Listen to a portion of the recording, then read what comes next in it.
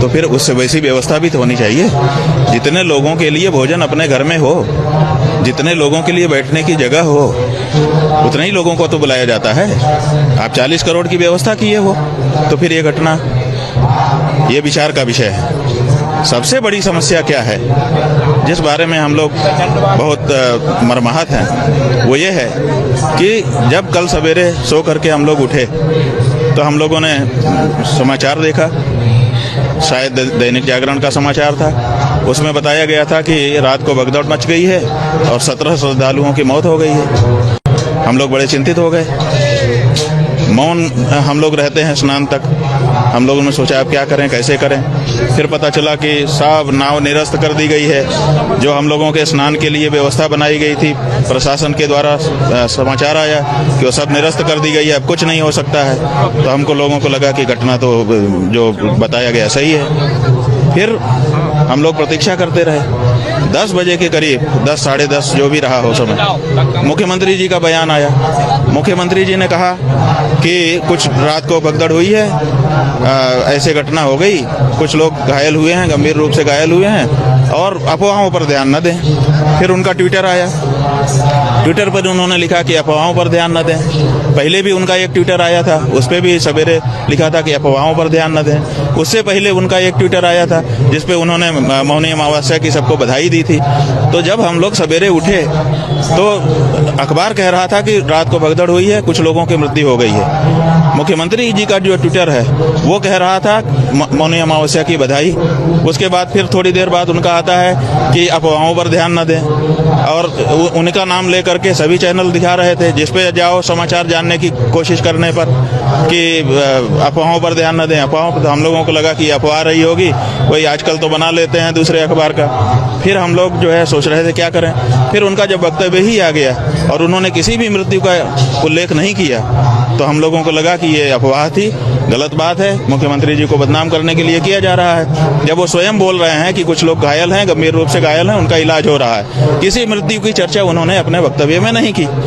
तो हम लोग फिर निकल पड़े कि भाई जब कोई मृत्यु नहीं हुई है, घटना हो गई है, सब संभाले हुए हैं, तो चलो स्नान करते हैं। हम स्वयं पुरी के द्वारका के शंकराचार्य जी महाराज, श्रृंगेरी पीठ के शंकराचार्य जी महाराज से अनुरोध हमने किया कि अब चला जाए, स्नान करें।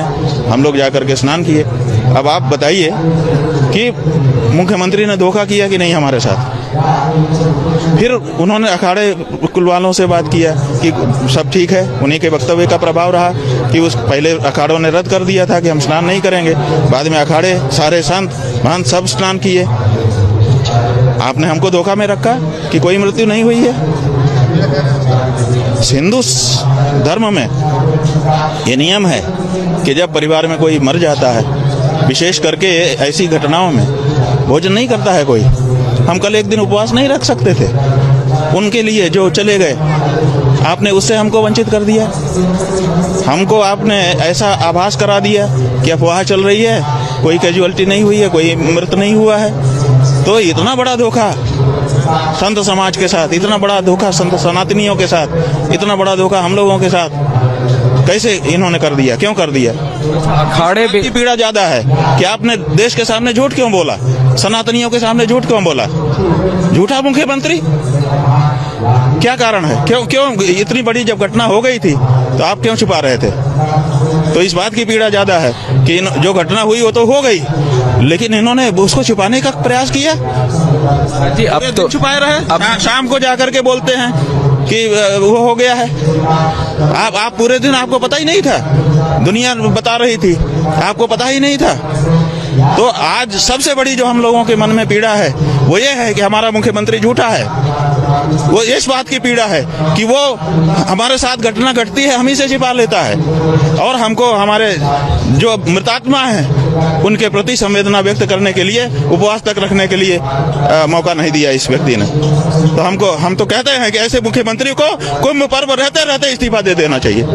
ये नहीं है पद के काबिल, ये जनता से झूठ बोलता है।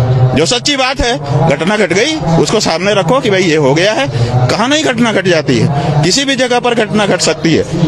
गलती सही बाद में उसका विचार होता है, घटना घट गई, लेकिन उसको छुपाना कि नहीं ऐसी कोई बात नहीं है, ऐसा आभास देना कि सब अफवाह है, सब अफवाह है, ये कहाँ तक उचित है। हम तो सबसे बड़ी पीड़ा इस समय ये हो गई है, बहुत बहुत मन मरमाहत है। जांच के लिए न्यायिक आयोग